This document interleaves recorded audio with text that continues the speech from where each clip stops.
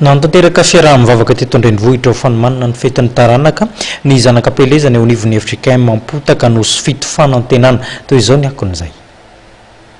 Isan'ny nampiavaka ny fiaraha-mivavaka izay nataon'ny zanakampielezana avy eo anivon'ny FJKM Ampotaka Anosifito Fanantenanana ny fanomanan'izy ireo ny fetin'ny taranaka izay kasaina ho tanterahana amin'ny alahady 17 Jolay izao.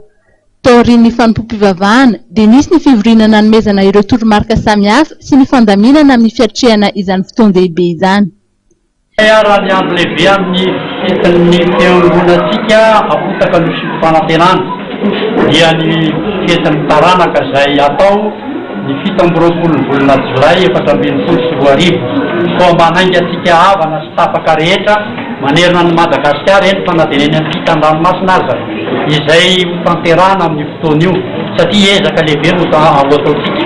Koa ny fiangan'ny zanakampielezana dia ny alahady 17 volana Jolay 2024 amin'ny 9 maray eo amin'ny solopri taloha andravoangy ny fotoana.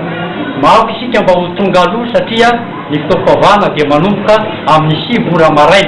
Io fanatevenana ny fahakalazana ny fahadimy taona ny zanakampielezana Ampotaka Anosifito Fanantenana dia manainga antsika rehetra manerana nosy